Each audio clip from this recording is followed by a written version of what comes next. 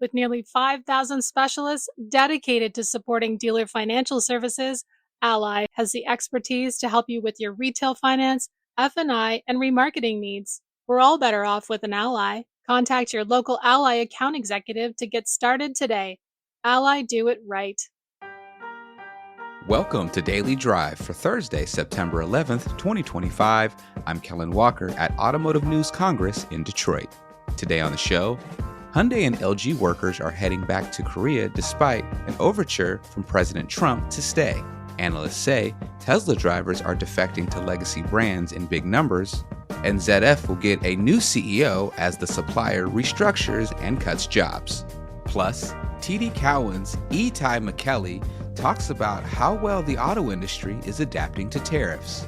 Some of the resilience we're seeing today may be tied to de-urbanization trends that began during COVID. So people leaving cities and therefore purchasing one, maybe even multiple vehicles in their household. Let's run through all the news you need to know to keep up in the auto industry. Hundreds of Hyundai-LG workers that were detained in an immigration raid last week in Georgia are headed back to South Korea. That's despite a last-minute offer from President Donald Trump to allow the workers to stay. Only one worker opted to stay, according to South Korean officials. They said Trump's offer was meant to encourage the workers to stay and train Americans. The plane is now scheduled to leave the U.S. later in the day, Thursday. TV footage showed the workers boarding buses outside the barbed wire-clad fences of a detention center at around 2 a.m. to go to the Atlanta airport. Tesla owners are defecting to legacy brands in big numbers. Analysts say they're choosing a mix of gasoline vehicles, hybrids, and EVs as Tesla's once sky-high loyalty numbers plummet compared with last year. They cite Tesla's aging lineup, a limited product portfolio with just 2 volume models, and a loss of brand value from CEO Elon Musk's right-wing political activism. In the latest data from S&P Global Mobility, Tesla's loyalty numbers fell more than 9 percentage points from the second quarter last year. Only the Dodge brand did worse, falling 12.7 percentage points in the same period. And global auto supplier ZF says it will replace CEO Holger Klein, who has decided to step down early by mutual agreement. ZF said the head of its electric division, Matthias Miedreich, will succeed Klein on September 30th. The world's 4th largest auto supplier is restructuring. It's shedding thousands of jobs in response to the sluggish car industry. And those are today's headlines. You can find more details on all those stories at autonews.com. Coming up, a new study from TD Cowen shows the auto industry has been pretty resilient amid tariffs so far. We'll hear from the firm's Itay Michaeli next on Daily Drive. For over 100 years, Ally has helped dealers like you serve your customers by providing the best-in-class products and services you need, and by remaining true to the automotive passion we share. Your dedicated Ally account executive will work hand in hand with you to help you gain efficiencies, increase your product offerings, and work to improve per-vehicle revenue. Because we care about your business as much as you do. We're all better off with an Ally. Contact your local Ally account executive to get started today. Ally, do it right. Welcome back to Daily Drive. I'm Kellen Walker. President Trump's tariffs have not made things especially easy for automakers and suppliers so far this year. But a new study from TD Cowen finds that the industry has done a good job weathering the challenges that tariffs pose. Our own Molly Boygan spoke with Itay Michaeli, Autos Equity Research Analyst at TD Cowen. Itay Michaeli, Senior U.S. Autos Mobility Analyst at TD Cowen. Thanks so much for joining us on Daily Drive. Thank you for having me. So you have done some analysis of, U.S. auto demand resilience in the wake of some of the tariff policy, and it appears to maybe be better than expected. How are things looking from where you sit? Yeah, absolutely. I think there's 2 areas, if you look back at the last 3 or 4 months, that have proven to be far more resilient than consensus expectations at that time. The first, as you mentioned, tariffs. I think the initial view by many, going back to kind of April and May, is that the tariffs would have led to significant increases in vehicle pricing. Our view from doing a pretty detailed bottom-up model at the time was that you actually wouldn't see more than maybe 1.5% of incremental pricing based on our rationale that in every individual segment, there would be some vehicles that would not have been affected as much by tariffs, and therefore that would kind of prevent the overall segment pricing from inflating too high to offset the tariff. And so far, it's kind of played out in that direction. The second area where we've seen greater resilience is actual consumer demand itself. And there we've seen a lot of misconceptions over the years. In our world, there's been this expectation of peak auto now for many, many years, peak volume, peak pricing. And we think from the work that we've done at TD Cowen, based on a proprietary survey that forecasts probably the single most important input into the forecast model, which is the future direction of vehicle per household density. We think that there is continued resilience to come based in part on certain trends that we've seen in the survey that we can talk about, the urbanization being one. So tariff impact thus far in terms of vehicle prices has proven to be far less severe. And then the underlying consumer demand also has proven stronger, in our view, tied in part to probably overlooked tailwinds on U.S. vehicle density that have been playing out now for some time. Let's talk first about the differences you described across vehicles and segment groups. So why are some vehicles in a segment group not being as impacted by the tariffs, and how is that preserving price consistency across a segment? Sure. Yeah. So our working assumption through this all was that vehicles will generally compete with each other on a segment by segment basis. And when you have, let's say, a vehicle in a segment, a high volume vehicle that maybe is not as affected by the tariffs that it's produced in the U.S., has a high amount of U.S. content, then the automaker would not need to raise the price so much on that particular vehicle, which in effect would mean that the other vehicles competing that may have more of a tariff impact, let's say they're imported from overseas or produced in Mexico or Canada, they would have a harder time passing along their tariff increase, or else they would lose market share to the vehicle that is the least affected. So our working rationale for the past few months and now is that in most segments, there are at least a couple of these vehicles that are less affected. And so we assume that in every segment, the price of the vehicle of that segment would effectively go up by the least affected high volume vehicle in that segment. And we kind of ran it up in a bottom up basis.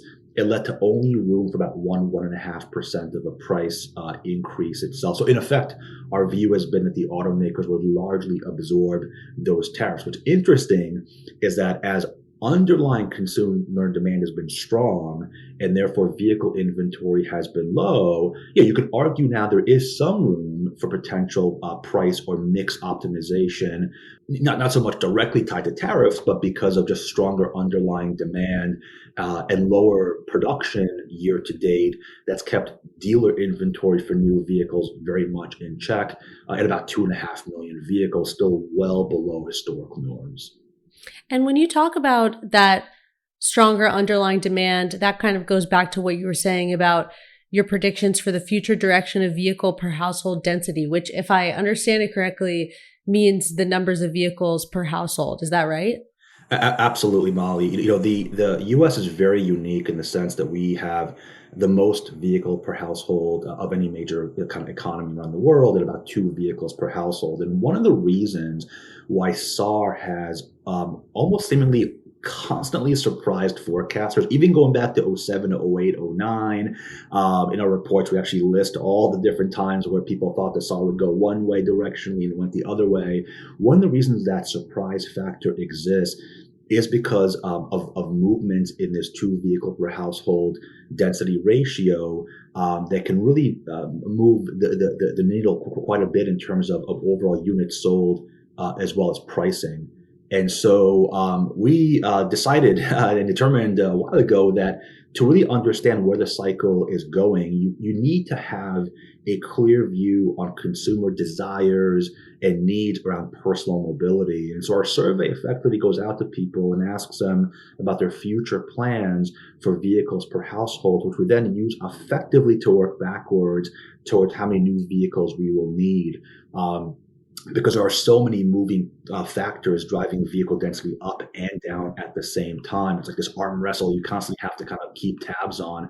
And we believe that some of the resilience we're seeing today may be tied to deurbanization trends that began during COVID. So people leaving cities and therefore purchasing one, maybe even multiple vehicles in their household, which has partly been the reason why the automotive end market has proven to be quite resilient relative to these persistent calls for peak auto that we've seen for quite some time.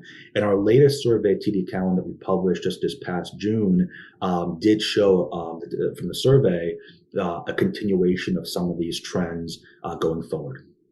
And when you talk about that deurbanization trend continuing, my first instinct is to say, I definitely recognize that on an anecdotal basis even, and obviously also reflected in the data from COVID. And at the same time, I wonder how that trend can continue if you have basically like that first kind of wave of people moving out of cities into suburbs and I guess into rural areas. You're seeing that continuing at the same rate, or you're seeing it sort of taper off? Can you talk a little bit about the projections for that deurbanization trend?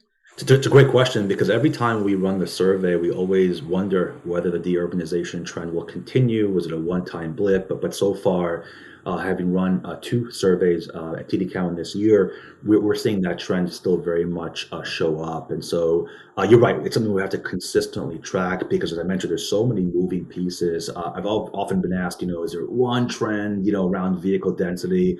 And studying this trend for quite some time, the answer is not really. There really are a lot of factors moving up or down. It could shift by region, various age groups. So it is something we have to continue to monitor, of course, going forward. But as of now, it still seems to be continuing. And of course, the outcome of the survey won't only show up in SAR, it can show up in new and used vehicle pricing. There's a lot of interesting trends that the installed base can help one glean around demand, pickup trucks being one of them over the years. But yeah, the survey still shows that the urbanization trend forecasted to continue. And you were talking earlier about those kind of, I'm thinking about them as anchor vehicles that sort of keep segment pricing in control because automakers don't want to sort of be the first to blink is kind of how I'm thinking about it.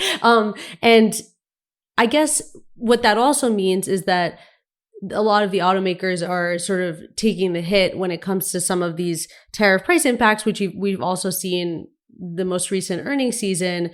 Do you see any sort of trouble on the horizon as automakers are absorbing these tariff costs? In other words, do you see them kind of losing that appetite, or is this just kind of the new normal and the new cost of doing business? Yeah, we view it as a new normal and the cost of doing business. Of course, one other very interesting trend that's developed in the last few months is the potential for easing emissions regulations to potentially create significant profit tailwinds for the automakers. We've done some work on that as well. And so the tariffs, certainly to your point, are being largely absorbed right now. Of course, it helps that underlying consumer auto demand is strong. It does provide for some opportunity to optimize pricing and mix. But also there are these potential tailwinds that could be in the multi-billion-dollar kind of range that the automakers could potentially enjoy in the years ahead if the emissions regulations continue to ease as they've been proposed. Yeah. So if I hear you correctly, the tariff costs are sort of offset by some of the more and more lenient emission standards. So I'm thinking about the California waiver being eliminated through the Congressional Review Act. I'm thinking about the elimination of the fines for the CAFE standards. Is there one of those that's kind of driving those cost savings for automakers, or is it just kind of the full picture? Absolutely. It's all the above, plus, of course, the EPA proposed rule, which is should turn to a final rule, and we'll have to track that, of course. I think by December. So those are really the three that we're watching most closely. The California, the cafe fines from the bill, effectively going to zero, and whatever the final rule will come out on greenhouse gas emissions from the EPA. And so, I think that December timeframe is going to be key, and depending on how that goes, that's likely to drive automakers' decisions around product mix, of course, powertrain propulsion mix, and we see opportunities really in a lot of different areas around this that will take a little bit of time to play out. But yeah, to your point, that does provide, of course, an offsetting factor to some of the tariffs. And of course, we'll have to watch to see where tariff rates go from here as well. And so kind of going back, 3 months ago, 4 months ago, where we had a lot of uncertainty with tariffs, today, somewhat less so. And maybe there's some hope that tariff rates ultimately will be lower. 3 months ago, too, there was a lot of uncertainty around demand. And of course, there is still macro uncertainty out there, but so far demand has proven to be resilient. We talked a little bit about the density trends that are driving that. And then 3-4 months ago, I think there was very little talk about potentially very significant profit tailwinds from easing emission regulations. Of course, that now is right on our radar screens as something that seems increasingly more probable. I guess when I think about the tariff impacts were positioned as this huge disruptive force in the auto industry. And I guess it's surprising to me that the costs of some of these emissions standards were so significant as to sort of form an offset. And in particular, I'm thinking about the cafe fines. I mean, I understand that research and development is a very expensive proposition. Battery tech is very expensive, but I guess I was not aware that the sort of punitive nature of some of these policies was costing the automakers so much. Given that, and given the sort of interesting kind of political environment that we're in, the midterms coming up and another presidential election fast approaching, do you see automakers sort of making bets about the stability of those lenient emissions policies?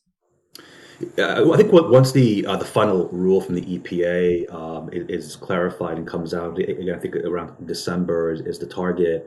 It does seem like the automakers will base product plans around that. Of course, there'll be challenges. It's not going to go away from the conversation. But once there is that final rule, our understanding is the automakers will begin to kind of act upon that. And so you're right. There's a number of buckets to think about. There's lower compliance costs. Compliance costs can be fines. It could be purchasing of credits.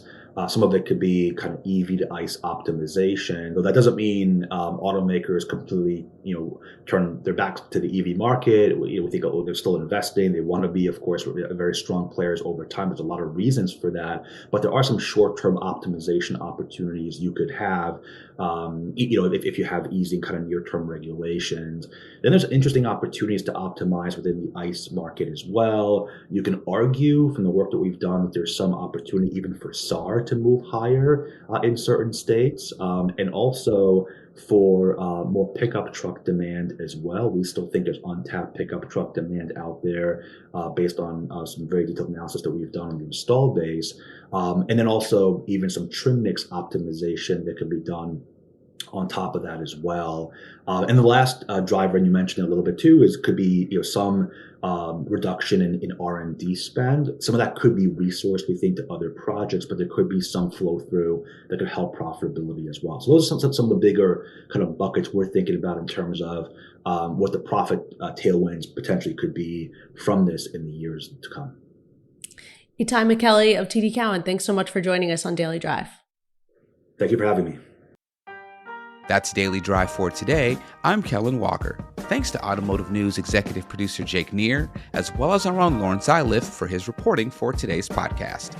You can get the latest news on tariff impacts, the supply chain, and everything happening in the auto industry at autonews.com.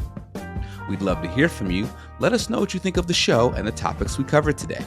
Send us an email at dailydrive@autonews.com or leave us a voicemail at 313-444-2774.